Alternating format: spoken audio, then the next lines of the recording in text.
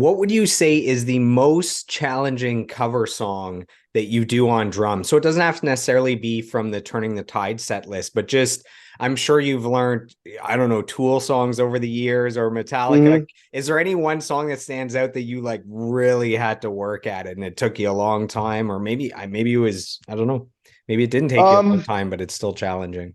Breaking Ben, right when I got the gig, when we used to do sound checks, whether Ben off the cuff would say, let's learn another song, even though we didn't rehearse it. Because I only had like, I think 3 days to rehearse with the band ever and then go on a tour. So it was a lot of stress. Um, but I think, if I remember correctly, there was one night, I'm still learning the Breaking Ben songs, mind you, still trying to get them tighter. How can I make them better for the fans? And Ben goes, let's do Ænema by Tool. And I went, huh? Tonight? It's like 8 minutes long. Yeah, and Danny Carey's a phenomenal drummer. And I wouldn't say his parts are super hard, but there's some time into them. So you got to put some man hours.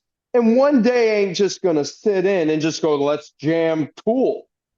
So we pulled off Anima. And I sat there like trying to study it. I mean, I don't think I played it exactly, but pretty close to make it sound like Tool. And it went off great. Prayed a lot, but I think that was one of the most challenging kind of things. Um, and then like doing a drum solo, I got sick of. I'm like, I'm not a big drum solo kind of guy. I can do them. I just feel like it rips off the fans. They come to see Breaking Ben, not Chad Szeliga do a drum solo. But I used to do it to save Ben's voice if it felt hoarse. I said, I'll do a drum solo. And then it became a thing where I'm like playing 7 to 10 minute drum solos. I'm like, I should get money for hooking people up at a concert going, this is boring. You want to get a hot dog? What's your name? And then they fall in love and get married because my drum solo was boring, So I was like, why can't we do like part of a drum solo and maybe a medley of songs while Ben rests his voice? So we scripted this whole kind of thing of a routine of a drum solo.